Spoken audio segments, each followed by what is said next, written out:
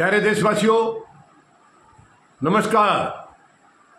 आज मैं एक बहुत बड़ी चिंता इस वक्त देश के सामने और खास करके बिहार के सामने बहुत बड़ी एक चिंता की बात है। संतोष मलिक जी, जो आपके अपने मतदाता जागृति संगठन की राष्ट्रीय अध्यक्ष हैं, संतोष मलिक जी बहुत दुखी हैं, बहुत परेशान हैं बिहार की तरफ से। यानी एसआईआर की जो प्रक्रिया चल रही है उसका अभी तक कुछ पता नहीं क्या परिणाम इसका फाइनल आएगा। संतोष मलिक जी बहुत दुखी हैं इसके लिए। आपको मालूम है, चुनाव आयोग ने एसआईआर प्रक्रिया शुरू कर रखी है और पूरे विपक्ष का ये आरोप है कि ये प्रक्रिया किसी एक पार्टी को मदद करने के लिए शुरू की गई है। ये मैं आरोप नहीं लगा रहा हूं, ये कंप्लीट पूरे देश में चल रहा है और माननीय सर्वोच्च न्यायालय में सुनवाई भी चल रही है। तो कुछ गलत है तभी तो सुनवाई चल रही है। और पहला फेज चुनाव आयोग की तरफ से पूरा हो चुका है 25 जून से 25 जुलाई। दूसरा फेज चल रहा है और फाइनल वोटर लिस्ट यानी इस दूसरे फेज में ये कहा जा रहा है कि 65 लाख लोगों के जो नाम काटे गए हैं वो इसमें अपील कर सकते हैं, अपना अपना केस सामने ला सकते हैं। वो तो एक अलग बात है। लेकिन माननीय सर्वोच्च न्यायालय में अभी जो सुनवाई चल रही है वो 10 जुलाई के बाद जो सुनवाई हुई है उसमें रुख माननीय सर्वोच्च न्यायालय का साफ नजर नहीं आ रहा है, बिल्कुल भी साफ रुख नजर नहीं आ रहा है।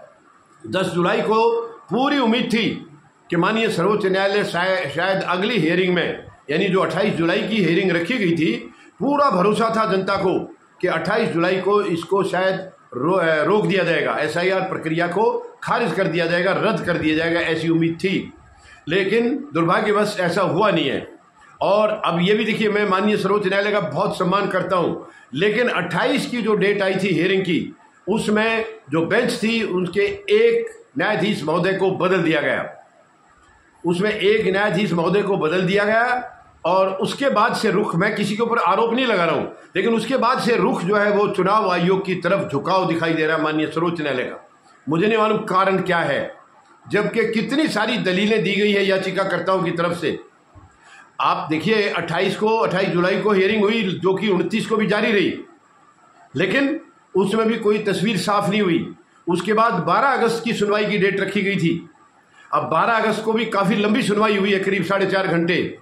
13 को भी लगातार हुई है करीब 5 घंटे और आज 14 को भी वो सुनवाई जारी रहेगी।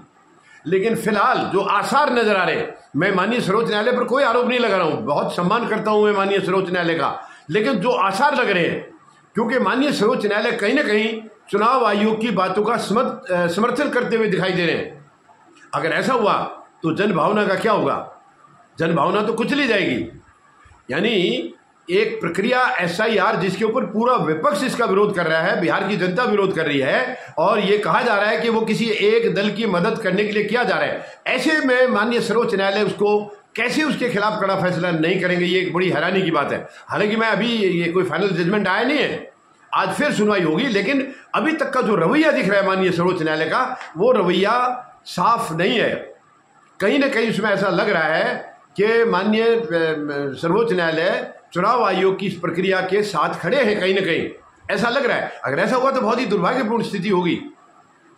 आज सुनवाई हालांकि जारी रहेगी, 11 बजे सुनवाई है और आधे घंटे का समय है याचिकाकर्ताओं की। जो सुनवाई बच गई थी कल, आधे घंटे का समय उनके लिए है। उसके बाद जो चुनाव आयोग की तरफ से है, शायद उनको भी कहीं 10 या 15 मिनट का समय दिया जाएगा, ऐसा कुछ माननीय सर्वोच्च न्यायालय का रुख कल दिखाई दिया।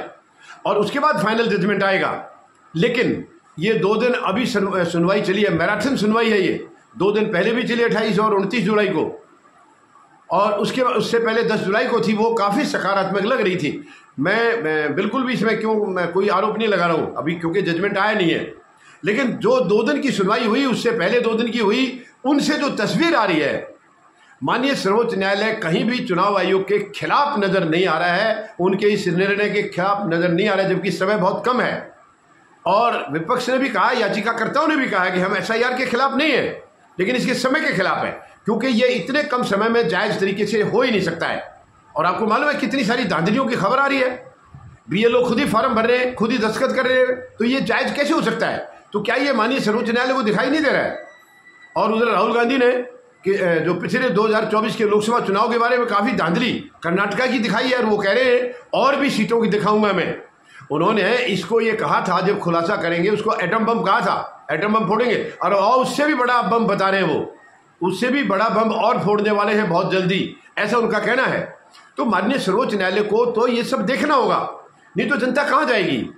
अगर किसी एक पार्टी के लिए चुनाव आयोग काम करेगा तो चुनाव का कोई महत्व नहीं रह जाएगा, प्रजातंत्र कुछ बचेगा नहीं। फिर केवल एक चुनाव ही है जो तानाशाह जो कॉम्बिनेशन होता है सरकार में, जो सत्ता पक्ष में, उसको उखाड़ा जा सके, यही एक प्रक्रिया है। और उसके लिए चुनाव आयोग अगर इंतजाम कर देगा कि उनको कोई हिला नहीं पाएगा, तो ये तो फिर मतलब औचित्य खत्म हो गया चुनाव का, चुनाव का कोई मतलब नहीं रह जाएगा।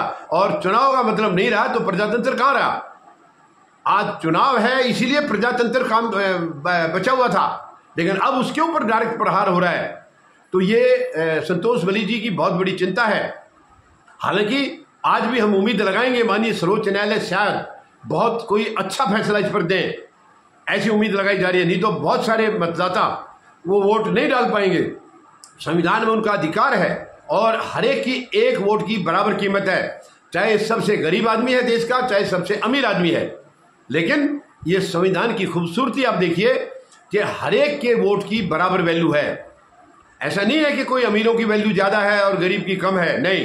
तो कुछ लोग जो अपने अधिकार से वंचित रह जाएंगे, उनका जवाब कौन देगा, कौन देगा उनका जवाब। ये बहुत बड़ी चिंता है, बहुत बड़ा एक मतलब जनता के सामने एक मुसीबत है, जो कि बिहार के लिए इसको 1 महीने का टाइम दिया गया, 1 महीने के अंदर, और उसके अंदर धांधली साफ नजर आ रही है। रिपोर्टें आई हैं काफ़ी यूट्यूब चैनल्स के जो काफ़ी पुराने जो पत्रकार हैं, मंझे हुए पत्रकार हैं, खास करके जैसे कि अजीत अंजुम, उन्होंने दिया है साफ साफ वीडियो बना करके दिया है धांधली का।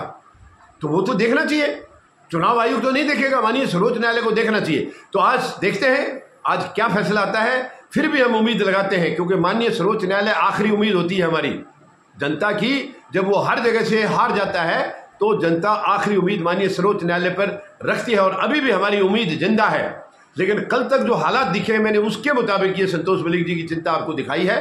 बाकी आज उम्मीद है फाइनल हियरिंग होनी चाहिए, शायद इसके बाद आगे और नहीं बढ़ाई जाएगी और आज इसका जजमेंट आ जाएगा। तो फिलहाल हम यही उम्मीद लगाते हैं कि माननीय सर्वोच्च न्यायालय सबके अधिकारों की रक्षा करेंगे, जनता के अधिकारों की, मत करने के अधिकार की, वोट डालने के अधिकार की पूर्णतः रक्षा करेंगे, किसी के साथ अन्याय नहीं होने देंगे, ऐसी हम उम्मीद लगा रहे हैं। धन्यवाद। जय जवान, जय किसान, जय हिंद।